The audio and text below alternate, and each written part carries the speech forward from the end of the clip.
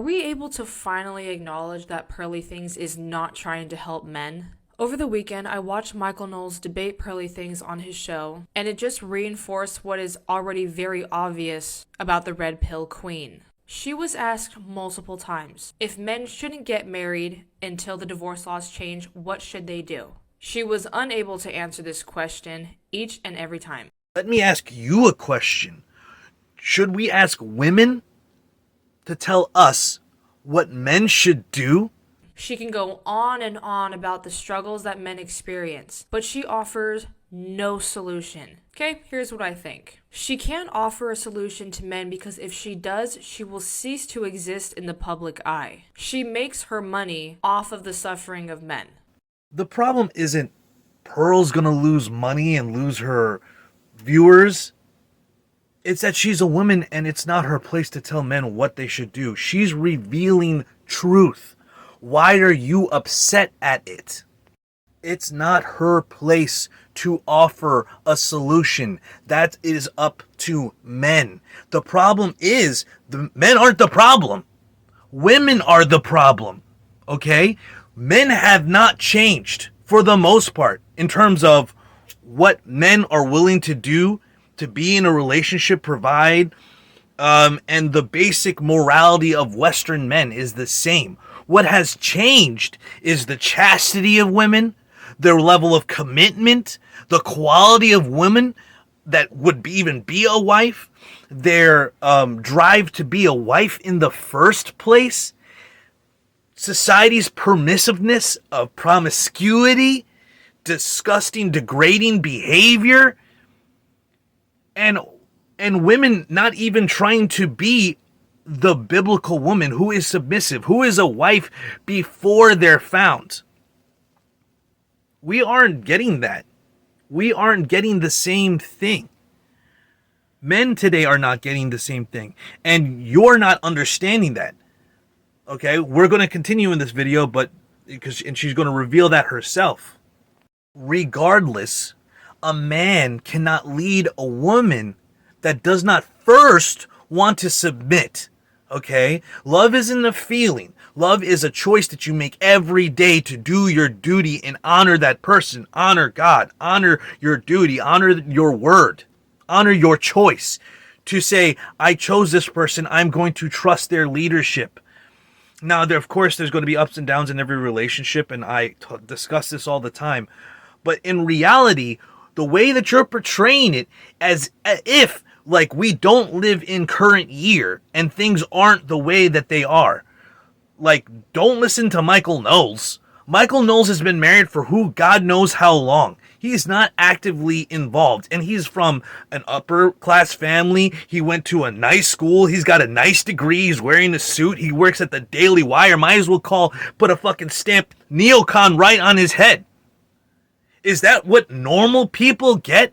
What he's talking about? All right, let's Jordan talk a little bit more with their bullshit. After absolutely refusing to answer the question, what should men do? She returns the question to Michael Knowles, and he answers, by the way, like this. And he gives a fantastic answer. My question is, what should men do in the meantime? They ought to, well, be politically involved. I don't advocate an individual political quietism. They ought to be politically involved and elect good candidates and things like that. They ought to, at a practical level, go to church, work hard, put away the porn, don't do like drugs, do things you ought to do, date in a way that is virtuous, and then get married and have children and be fruitful and multiply, because if we can't out-argue the liberals, we might at least outbreed them. Well, Michael Knowles just gave the most fucking boomer's answer you could possibly give. And I'm not convinced or moved by it. But she's like, oh, he gave the answer like this. He runs a show and he gives public addresses, some of which I like. But he has an answer because he's been practicing for this and he's been fed this bullshit all his life. We're going to go point by point and stop here because we have to sink the time in more into Michael Knowles, which I just did a whole 10-part series. Please go check it out. 10-part. Michael Knowles proves Cuckeditianity. Michael Knowles literally says he would tell his son to cuck himself.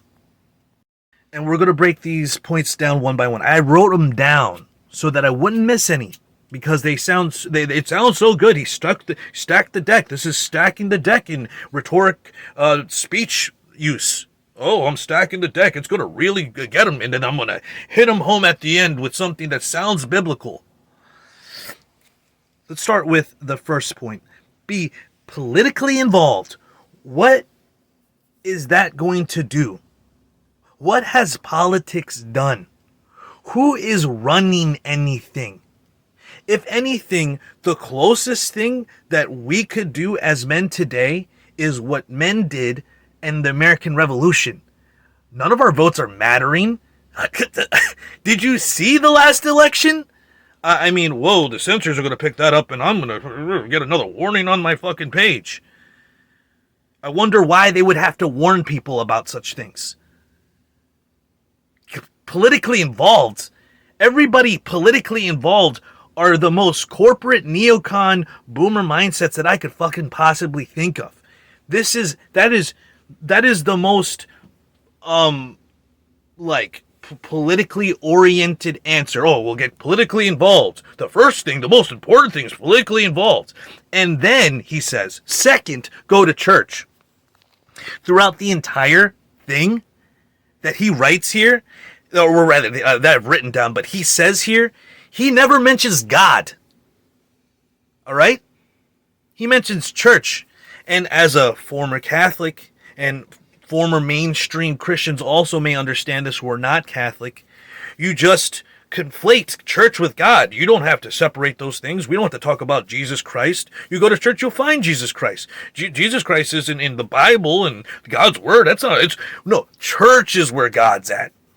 Okay, go to church. Sure, I'm not even an opponent of church, but sure, if you go to the right church that has a singles ministry and has an actual good pastor that is telling people to have the right values, and also the parents of the woman at this so-called church, I say so-called because church is a modern anachronistic use of the word church, which is coming from the word ecclesia, which is coming from the Hebrew word kahal, which is called out assembly, which is referring to the entirety of Israel, or the entirety of the spiritual nation of Israel, if you will.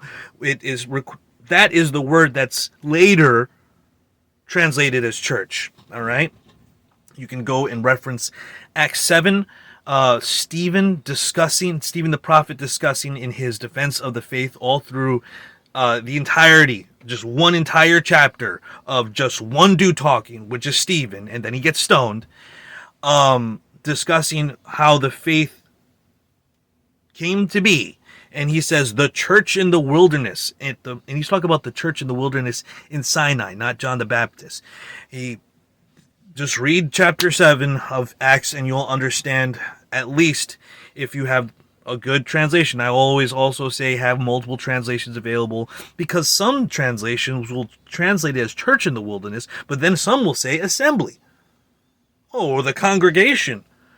But then every other place that word is that appears in the New Testament just translated as church. Why? Oh, I wonder. But yeah, if you're going to say, oh, go to church, general just going to church, don't go to his church, because according to him, his church says, be a cuck. Let your wife have sex with other men and then raise their children while you're married to them. Work hard. He loves that one. Oh, Republicans love the work hard. Yeah, I mean, inflation isn't at an all-time high, and it's hard to fucking get by. And if you just work hard, yes, you can.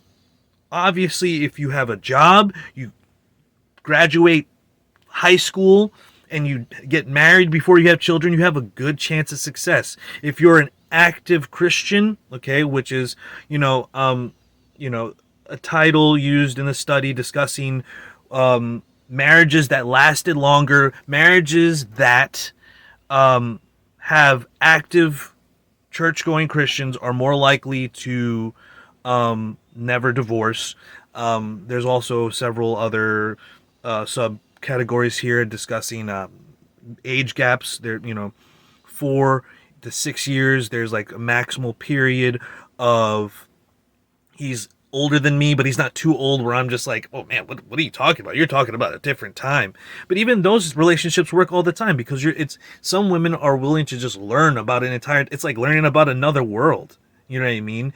You know, women like foreign men because they can bring them into their world and teach them something. But they can't even see what the men in their own life, in their own country, in their own time have to offer them. There are tons of normal good men, okay? As I discussed earlier in this video, okay? The problem is not that there aren't enough good men, okay? The problem is there are no women that want to submit and be a wife. They want to be a bride. They want to be a princess. But there are not a lot of women that want to be wives, even among the women that are already married, okay? The next point he says that I actually agree is put down the porn. Nothing to add to that one. The next one he talks about is drugs. And I agree. I think that most hard drugs are not, I don't think, no, not most. Hard drugs are not a good thing to have a habit of doing, and hard drugs isn't something that really anybody should be doing in general. When we talk about herb, I don't think herb is a drug. I don't think alcohol is a drug, but habitual drunkenness is a sin in the Bible. Habitual drunkenness, not to drink and get drunk or tipsy. We're having ridiculous standards nowadays that we can't even discuss, and I'm sure that Michael Knowles would agree that some brandy and some wine every once in a while. I watch his stuff. I have to correct his wrong things. I don't have to. I post some of his stuff that I agree with, that I like in most of its entirety on my BitChute, because I think that unfortunately, a lot of data and videos are going to be deleted and go forever missing in the near future. So I hope that y'all are ready for that one. Off topic. Next thing, do things that you ought to do. What is that? Go to church or follow God, or what are the things that you ought to do? There's no discussion about the things that you ought to do because it's just a vague slogan that people say from the boomer area to just get you by, and you put a whole stack of them. Oh, become politically involved and go to church and work hard and do things you ought to do. Come on. These are all just fucking slogans that they're just stacking together to make you have some connection in your mind to something that you heard some time and you felt some side up away, and now you feel encouraged. The things that you ought to do is follow the law and keep God's commandments. If you love me, keep my commandments. He says it throughout the entire Bible: Exodus, Deuteronomy, Leviticus, Jeremiah, Ezekiel. He just over and over and over. John. Okay? This isn't something that Jesus is making up on the spot when he says, if you love me, keep my commandments. It's something that he's repeatedly said through the entire Bible. Keep the commandments. And if you keep the commandments, then you not only love God, then you will have a fair and just way of treating your neighbor. Ergo, you love your neighbor too. Oh, wow. It's like things are all instructed in the Bible and you don't have to be confused on the things you need to do. But is that what he's talking about? Is that what people are doing? Specifically, women? Are women following the laws against promiscuity? Of women's promiscuity? No, we're not. No one's following anything, because sin is either, to some Christians, free grace theology. Oh, once saved, always saved, and I'm just a work in progress. And the other ones are like, well, it doesn't matter if you commit adultery. You have to forgive them, and divorce never. That's like literally what Michael Knowles says. So it's like, these are the two sides that you have right now. Okay, now I'm going to pause and gather myself for the next point. Mr. Knowles' next point is date in a way that's virtuous. How can you date in a way that's virtuous? Most dating, the implication is you fuck. There's going to be sex before marriage. That's what What is dating? Dating is this modern convention. Why are we talking about dating in a way that's virtuous? You know what would be dating in a way that's virtuous? It would be called courting. It would be a short one, and then you would get married. All right, and then you would make that decision young, and you would continue honoring that decision for the rest of your life. That's what dating in a virtuous way would be. Okay, date in a virtuous way. And I also want to say that just as a scrub, that's just a scrub advice for men. Okay, this is coming from a dude that's already married, that doesn't have anything to do with modern women and the dating scene. Coming from me, a man who's married and also polygamous, so I'm also actively courting women. I say courting women. That is not date virtuously. No, date virtuously. I'm not dating at all. Okay, we're going to talk about marriage. We're going to get to know one another. You know what I mean? We may go for a walk in the park. If I'm feeling generous, you can come out and I will maybe treat you to something. Okay, but it sounds like, and I've discussed this before, that sounds like prostitution to get a woman's attention and time in exchange for me buying her things. Okay, I invest in people that invest in me. All right, and if you're going to keep thinking that women are the prize and I have to chase after them, instead of, okay, I'm one of very few virtuous men that we want to date virtuously, so that implies that I could be a virtuous man, right? I'm one of very few virtuous men out there. I don't have to compromise my virtues or deal with women that do not want to submit, which is so many. They think they want to submit. They think they want to be with men. What they want is sex, because women want sex just as much as men. Let's not lie about it. Women don't want to be alone, but it's not about them being a wife. It's not about them wanting to be submissive. It's not about them giving anything to the man. I want to give this to the man. No, I want to give my body to the man, and that's about it. But we have to date in a virtuous way, and then but here comes the next point: get married and have children and be fruitful and multiply. Yes, that's exactly what we all should be doing. But the question is, why? Like, how does one go about it in the current situation where everything is stacked against the modern man? Okay, even if he has traditional values.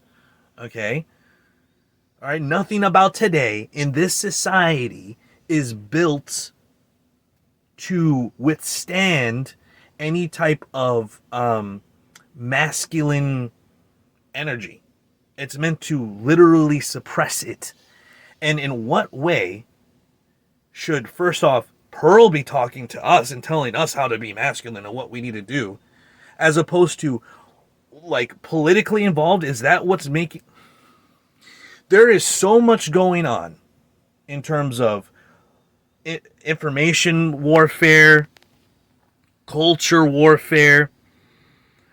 They're putting war in every single place, okay? And it's this war for our minds and our hearts, which ultimately add up to our spirit, our soul, okay? Our spiritual allegiance. And we are so blinded by modern society that we are removed from the Bible, and we think that modern society's norms, social norms, are what is in some way created and impart to the faith of the Bible. Okay, modern society is the most anti-Bible, Babylonian bullshit you can fucking think of, okay? And it's only going to get worse, okay? People talk about one world government. Oh, that'll never happen. Oh, yeah, well, it did. At Babel, there was a one world government. But people just, Michael Knowles, my answer to what people should do in the meantime while they don't get married in this terrible culture is get married. Have children. Now imagine if men did this. Imagine if men followed this advice. Would that not take away the incentive that women currently have to act in a degenerate manner? No. No, I don't think that that's going to remove the incentive. Because the incentive of women being promiscuous, not submissive, absolute degenerate, rebellious women today isn't because men aren't working hard. Okay? The incentive is a corruption of the heart. It's something that exists inside you. Okay? The temptation and the draw of using sex to upturn power dynamics and to get away with not to get away with doing things that you shouldn't do, rather, by the commandments of the law, that incentive will always be there. The problem for that is, in a Christian society, in a biblical society, and even in Jewish and Muslim societies, okay, all the counterparts of Christianity, Mormonism, Jehovah's Witness, those things, those incentives are shamed, okay? Now, unfortunately, some things are go too overboard, and you become prudish, okay, and you become ashamed of sex or even talking about sex. That's a swing in the wrong direction too. But women wanting attention, that will always exist. That isn't the problem. The problem is the culture that is feeding a narcissistic personality that we have to give women attention and we have to get paid for them and they have to be absolute princesses all their life and they get to keep their adolescence and you know what, everybody gets to keep their adolescence until their mid-20s and the children, they get to make their own choices because they're like adults, because we're all adolescents all the time. Like, I mean, we can just make decisions about what sex we are. I don't know. This is getting really crazy to me. But is it because men aren't working hard? Men aren't politically involved? Men aren't trying to get married and have children? Like, oh, do what you ought to do. Go to church, blah, blah, blah, blah. Most men aren't in church. The majority is women. And that's why there has been so much watered down preaching, because they have to preach to that soft, effeminate side of Christianity, and that's why it's become so soft and feckless and weak-wristed, and it tells their sons to go fucking be cucks. She really likes to pride herself on operating in the reality, not in what should be. She thinks that the laws for divorce should change. If the reality is unsatisfactory, how on earth does it change unless you pursue the ideal? It doesn't. She said, I don't know how many times, that she's interviewed 1,000 women on her show. I'm sure most people are aware of this by now. These people are checked out before going onto the show. They don't just allow randos to walk on set. Fresh and Fit does the same thing, so does whatever podcast. I have seen multiple episodes of Pearl's show, okay? She picks the same bottom of the barrel women that Fresh and Fit and whatever podcasts do. Here's a potential solution. I know she doesn't like to give any out because if she gives solutions, she loses her paycheck. But here's an idea. Why not bring on the truly conservative and traditional women onto the show? Well, of course she won't, because they're not crazy. They're not full of drama. She won't receive $200 from some simp behind a screen to have his comment read by a computer bashing these women. The thing is, they, Fresh and Fit and Pearl, do have conservative, traditional women on the show sometimes. The problem is, many times, they sound exactly like the modern, liberal, pagan woman. To assume that there will be no drama because there will be traditional women around is... The Chinese character for like argument is like multiple characters of the character woman. All right, we all know how women get. They argue even when they're in agreement. Has anybody watched The View? Like, all right, even if that were the case, if they had conservative women on there, okay, when they are on there and they're not dramatic, guess who has drama with them? The non-submissive women who want to buck up against these women for saying what they're saying. Oh, you're a pick me, you're this. Oh, you're a slave, you're this, you're that. So they're on there all the time. And another fact is, a lot of times when they're conservative women on these shows, traditional women, they're silent. They don't speak. Just like the best martial artists, they're conflict avoidant. They're just trying to speak their minds. And many times when there's some of these women shaming them, they'll just be like, well, I believe this, you know what I mean? And I don't have to go into it, you know what I mean? They are on those podcasts all the time. Last thing I wanted to highlight about this point, okay, which there is verifiable evidence. You can go watch their shows, and there's women that identify as conservative or traditional women on those shows all the time. The reason why they are not on there in large number is because they are rare, okay? Society pushes women toward a more liberal mindset. Women already have a more socially pliable mind. They go where society goes, okay? And society isn't set by all men. Society isn't set by all women. Society is set by a few people at the top that decide basically everything. And you can either agree with that, right? Or you can reject that. You can reject that and you can be like, no, I'm going to go and I'm going to try to do this a different way. You know what I mean? And there's a lot of ways to do that.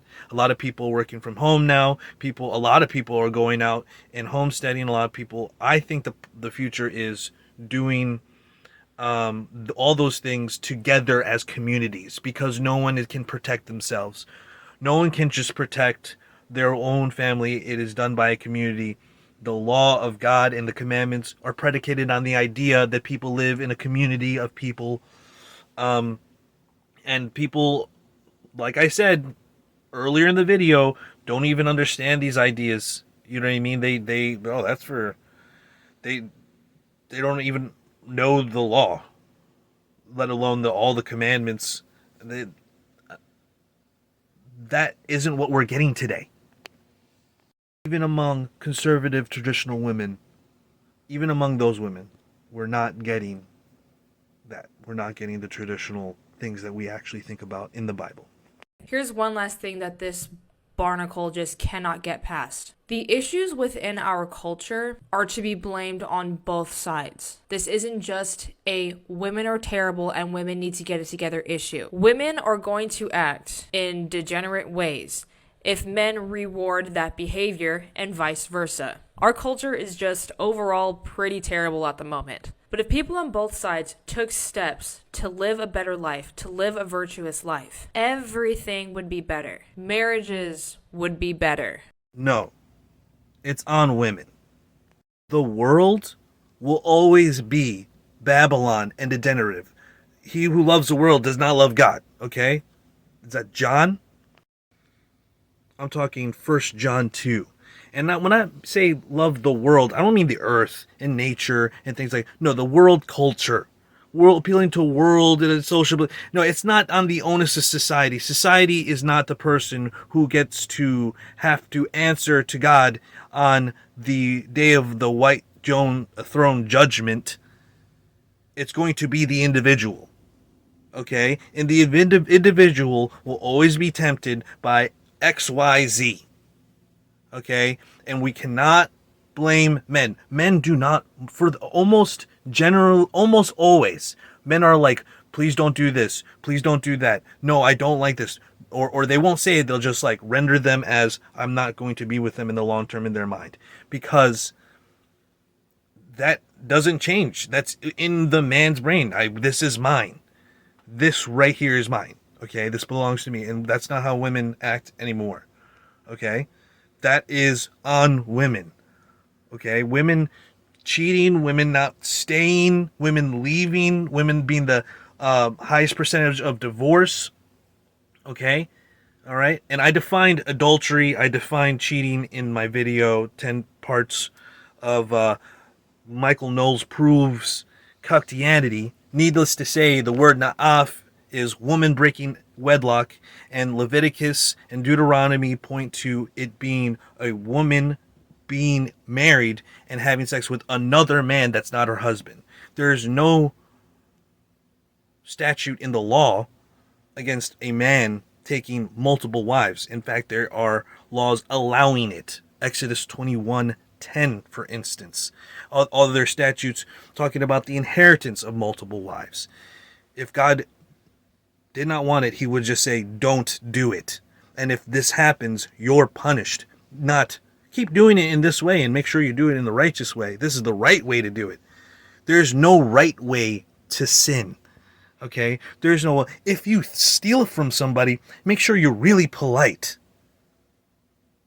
If you murder somebody, make sure you're nice to the parents. There's no such thing.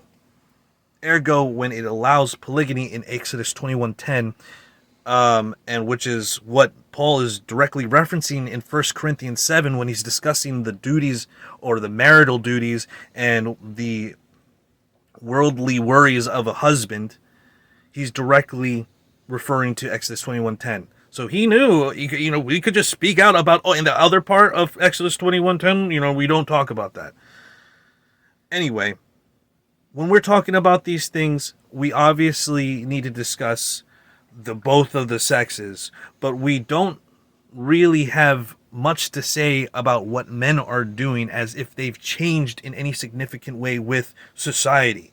No, they still are seen as the head. They still want to be the leader of a relationship. They still want a non-promiscuous woman. They still want a younger woman. They still want beauty. They still want to stay nested in a long-term relationship. Though some men cheat, quote unquote, instead of having multiple wives, they cheat with random women, and they then don't provide any covering, which I think is also an dishonorable thing to do, which is to take a woman's honor and chastity and then not put a covering over them. But regardless, that's some things that men do, but that's not the problem of why women are acting so promiscuous, okay? It's not because of the married men and the good men that are doing these things. And if more men did it, they would stop doing it. Okay, prostitutes always existed. Strippers always existed. Get used to understanding and get an actual grip on society. We can talk about those things and shame those things, but unless you give us the power of what it says to do to people like that in the commandments, then unfortunately all you can do is shame. But we also shame. There's no we shouldn't be shaming.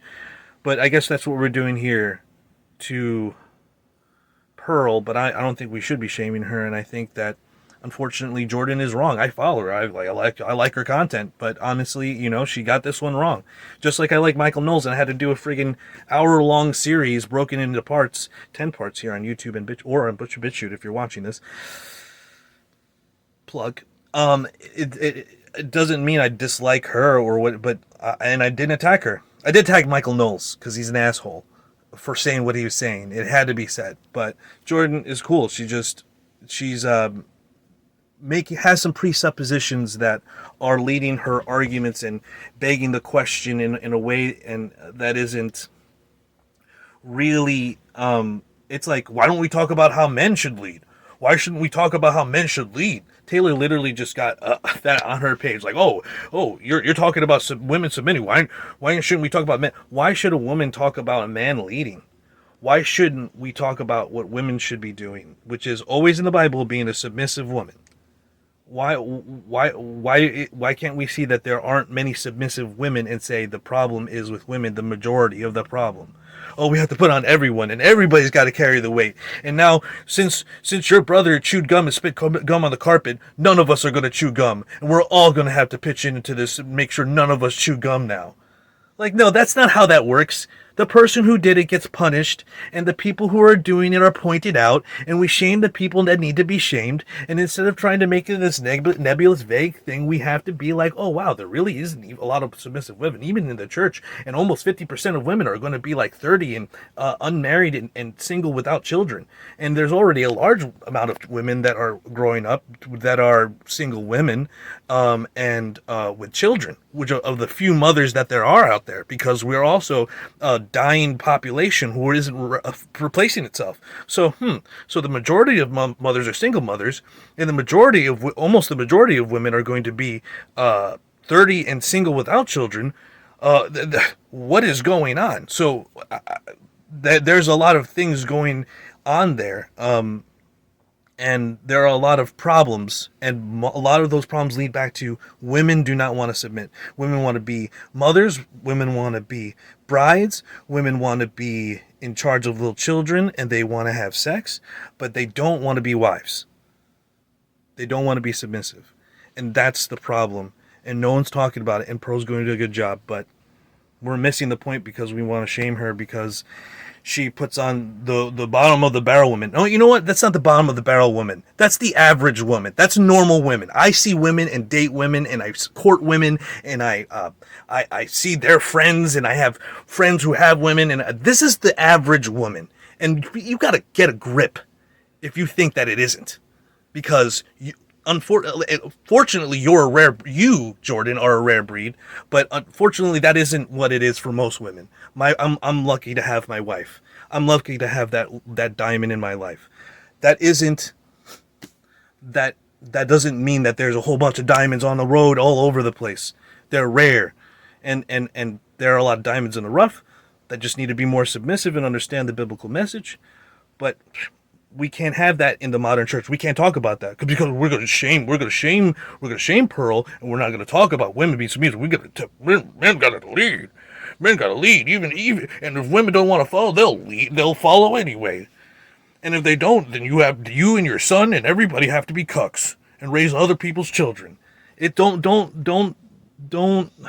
run interference from Michael Knowles, who literally said that he would rather have a cucked son than say divorce a woman that's cheating on you and make you raise another man's son. I'm done.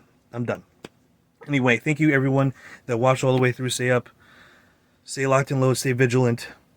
Shalom, shalom, peace in.